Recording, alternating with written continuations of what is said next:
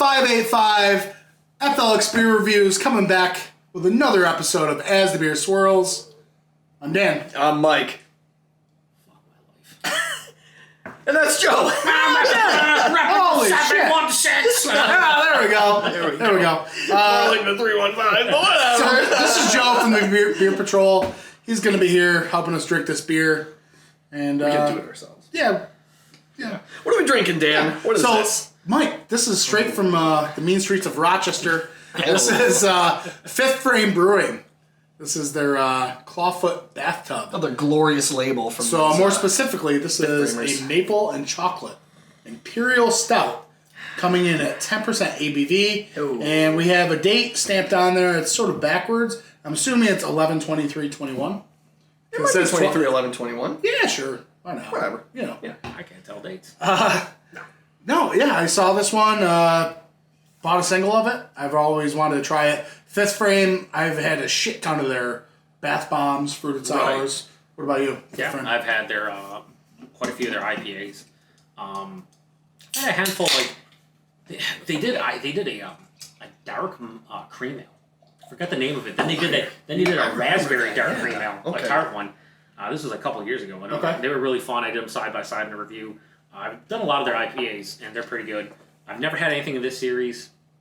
I don't know if I've ever had like a big imperial like pastry stout. I've had we did an IPA from them in our earlier StreamYard. They're interstellar IPAs. You remember that? Tasty. They are tasty. Jeez, Mike, what are you doing? There's still some in there, buddy.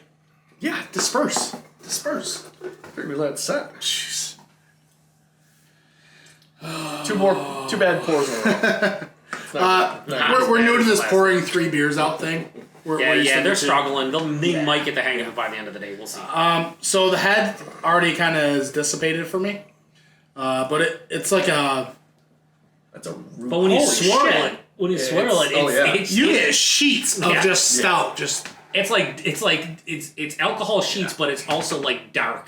Oh yeah, It's like a stained glass. Rich. I got little pieces of goodies in here just floating around. No big deal. You see them in here? Oh, look at that. 1, 2. Oh, it's because of the natural light. Oh, there you go. It's got that dark Coca-Cola head to it. Yeah, it's root beery and mocha. Yeah.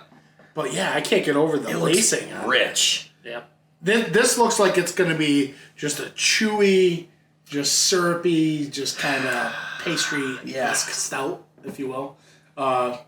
Usually you get those from like, your Mortalises, Other Half, stuff like that. They're really heavy-duty motor oil, if you will. A big old 10W40 beer here. Fifth Frame's trying to step up. We're getting secret smells over here. Secret smells, again. All right, let's get away. Give like 15 seconds of staring directly at it. It'll be like all the times I got secret sips and Mike didn't realize. Oh, yeah. Those are always good. And then he questions you, you lie, and then you look at the video, and it's like, no, it did. So we've had this out of the a refrigerated area for 20 minutes. Easy. The refrigerated area.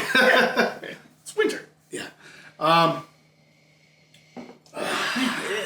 So I'm getting... There's a fudgy, chocolatey aspect, of Back course. there. There's the a maple... stone fruity. Was it cherry? I'm getting maple, but I kind of got to dig through all the fudginess to get to it. Okay. I'm not happy. You're not happy? Not enough maple? So I got exactly what you got. No, I'm actually happy. I just... okay. Doing this blind nose, there's no fucking way I'm telling you this is maple chocolate fudge imperial stuff. I am getting cherry or like a jammy raspberry, some kind of sweeter like red fruit that I did not anticipate when I smelled this, but that's coming from the base stout for sure, like the malts. But Maple's not hitting me. See, I'm getting a little bit of maple, but I'm getting more of like a almost brownie batter fudge-esque type of thing. Okay. Almost cakey, but I was hoping that the maple's the first thing listed. I was hoping this would be like a punch in the face of maple. Yeah, but you know what this sort of reminds me of is in Penn there's the windmill, and it's sort of like the farmer's market, craft market, or whatever. And there's a little fudge place to make homemade fudge there. Okay, so it's like a maple fudge they have? Yeah, they have a chocolate maple fudge. They have the maple fudge, which I enjoy, but the chocolate maple fudge, Okay. Yeah, I can see it. So what I'm getting right now, after it's been open it up and let the beer swirl, I'm getting like unrefined maple. like maple without the sweetness. Right. That's exactly what I'm getting right now. There is that sweetness in there. I'm getting sweetness, but the maple is different. The maple is like an unrefined, not super sweet. Not Mrs. Buttersworth. No, well, not even like. Do you ever have like real maple, like Oh, yeah. expensive maple, Yeah. right? It's sweet, but it has like that rich, decadent, non Mrs. Buttersworth kind of maple syrup, like where it's confectionery, high fructose corn syrup. But for me, it's just like I've only had unrefined maple once, and it's just like straight on maple flavor, no sweetness. Because my buddy growing up on his dad's property, they had a bunch of maple trees, and they set them up during the appropriate season, and that's when I had the unrefined maple. And if you've never actually had unrefined maple, I think it's kind of hard to describe to somebody. And I try to do it with other flavors, but it's like if you had that flavor, but with no accompanying sweetness, like you're eating a fruit and you're like, oh, that's a flavor, but there's no sweetness. It's kind of weird. Yeah. You know what I mean? Yeah. I think the sweetness I'm getting is from the chocolate. Okay. Let's dive in. Yeah, let's do it. It smells different. It doesn't smell like what I thought it was going to smell like. Yeah. Cheers, boys. Thanks for sharing.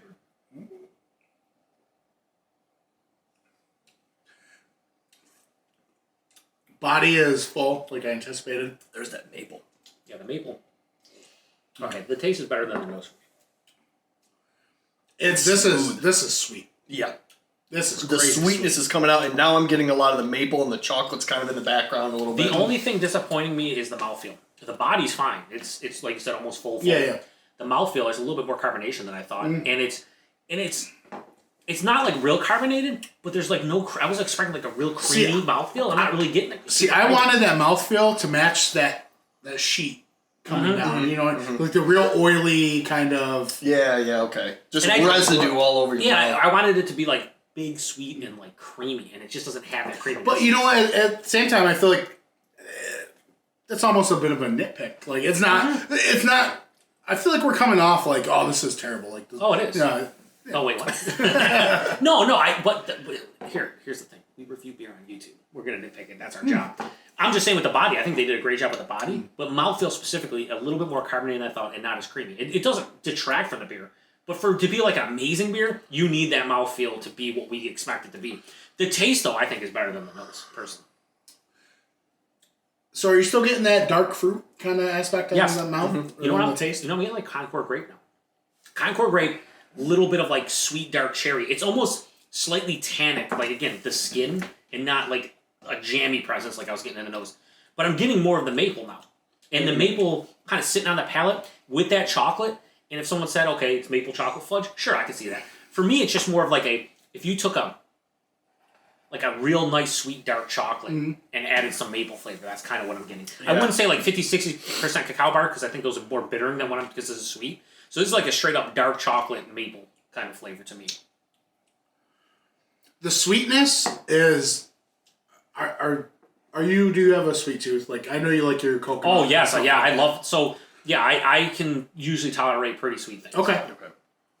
Mike hates sweetness, so I want to see. We're the contrast. This isn't anywhere near like a triple sweetness, like that candied sweetness for me. This is more of a dark, rich, decadent. Yeah, decadent, like bittering sweetness. And I think that comes from like the fruit in there and the chocolate. And then now that I can taste the syrup, like the maple aspect, I think that's popping out for it too. I don't think it's overly sweet for me. I'm sitting here trying to figure out if I can drink a whole can though. Without question, I could not. I was just gonna say I could not. I can confidently say I'm like so grateful that like we're splitting it up. Like we're splitting this 3 ways. Even split 2 ways, I would have been like, I don't know. This is a can that I wish were in those nice little pretty 8-ounce cans. That's what I love that in. Yes. And even then, I'd probably want to split it with somebody. They have 4 ounces apiece, which we're doing. Right now, we got like 5.3 ounces apiece or whatever. I think 4 ounces of that, and I'm really happy because I would sit and drink on it for a little bit. I like the flavors, but I think halfway through that can, or having an 8-ounce can, halfway through that, it would hit a point where I'm just like too much of the rich. Even though it's, and this is, I think you said it perfectly. I think this is. There's beers that have that confectionery, low grade kind of like candy bar or candy sweetness. Yep. And then you have the rich, decadent adult dessert creme brulee where they're rich, they're decadent, they're robust, they're sweet, but they don't have that confectionery like sugary kid sweetness. And I think that's what this is. I think this is rich and decadent, but I still don't want more than like 4 or 5 ounces. Anyone else getting like a nice warming Yeah. going on? Yeah. But not on the palate. There's no like this hides it extremely. Yeah, that's what I was gonna say because it's not there, and then all of a sudden it just kind of shows Chest up a right in little your bit, stomach, and you're and like, you can alright. feel it going down, It's not bad. going So, down yeah. the esophagus, no doubt. But no, this is really good. My one critique of it, or my personal opinion, was I'd want a little bit more maple, and I think that the mouthfeel for me, I want a little bit more creamy. But like as is, I'm not hating this at all. I just think they need to tone down sweet. I think if there was a roasted malt character here, like a big roasty character, it would kind of break up that sweetness. I think this would benefit from coffee. Coffee? I was just gonna say coffee. Yeah. All Or day. some kind, even like an earthy hop bitterness, something to break up that sweetness because it's just sweet. There's nothing stopping it. There's no substantial dryness. There's no bitterness. I wonder if they've ever barrel aged this. That's a good question. I don't know, but I don't know if it would improve upon Fifth what we're Frame having an issue with. Maybe Right, the barrel, right. maybe some oak tannin dryness would help. Yeah. Maybe. But I don't know. I mean, it's good, but it's just it's sweet. It really is. It's gonna be. If I had to drink that entire can halfway through, it's cloying. Yeah. I'm done. All right, so I mean, if you had to throw a number on all that, wrap it up in a bow, put a final number on it. I'll let Mike go. You go first. Go ahead. I'm gonna give it a 4. I will give it a. I'll give it a 4-1. Just drinkability. See, it's weird. We're swapping spots here. I think it's like far too sweet for me right now. This is insane. Like what the frick happened? I think this happened like back with the stupid Mortalis style. You're like, oh, I don't mind it. I'm like, what's going on? It's got coffee in it. You know what I think is funny? And you know who was there when that happened? This guy. Yeah. You know what I think is funny though? You're the factor. I'm You're the factor. bad You son of a influence, bitch. or I'm just- looking for that. The Warlock's hex bag. Where is it? We already drank the Warlock. What I think is fun is we kind of swapped, but then we both came together going, this could use some coffee. Yeah. Like, it's a weird... It's weird. All right, yeah. Good though. Good. 4-1. Yeah. What? You gotta put something in the books. Do I though? I think you do. All right. I'm gonna go lower than both of you. I'm gonna go like low 4.39. Okay. I think for me the drinkability takes a hit because of the sweetness. In this setting, like if it was in a smaller can, I'd be fine. It's just too sweet overall. I want more maple. I want a better mouthfeel. I think flavor-wise, I'd probably give it around a 4-1, but just, the mouthfeel and just the sweetness kind of knocks it down. So it's not bad whatsoever. I enjoy it. It's just like, it's one of those beers that you enjoy in small doses. Yeah. That's it. Yeah, it's overtaking just everything. Here's the thing, though. That's kind of on us to some degree. Well, you and I specifically with sweetness. None of me. No, nothing's ever in you. Nothing. Perfect. Angel. I watched you. Clawfoot Bathtub. He did such a good job. The Clawfoot Bathtub, when you drink something that says Imperial's Pastry Stout and has maple and chocolate, maybe it's on us. You should expect sweetness. Right.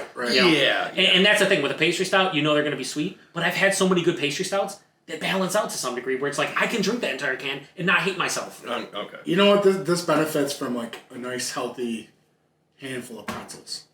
Oh, Do we have any pretzels? I think we do. I don't know. Do we? Where would I we think get we those do. from? Oh, one for science before we go. Let's do it, Each let's do it. grab a pretzel. Let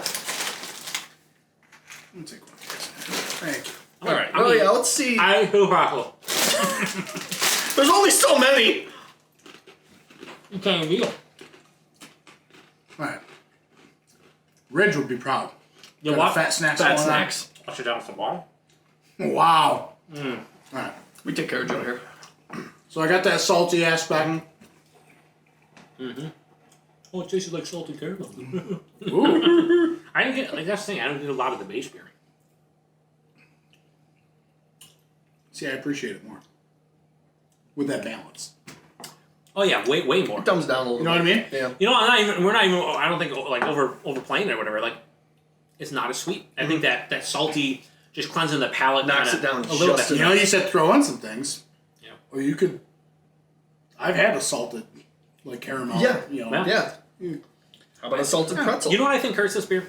Just make it like, maybe like 15 minutes long. Yeah. What hurts this beer is the base. You don't get any of that roasted malt. Yeah. You don't get any coffee. You don't get like the base. The only base characters you're probably getting from this is the chocolate, but they're brewing it with chocolate. So it's just like, I think if the base beer came to the forefront, propped up a little bit, knocked down the adjuncts, this would be really, really delicious. Okay. But it's not. Those adjuncts are just kind of dominating. It's very much a dessert stout, and if you have a sweet tooth, you'll fucking love it. Or if you have a sweet tooth like Dan and I, you might just be okay with it. You might go find a dessert. Down in the description below, all the social medias in the world, except for Facebook and TikTok. You fuck those places. Yeah.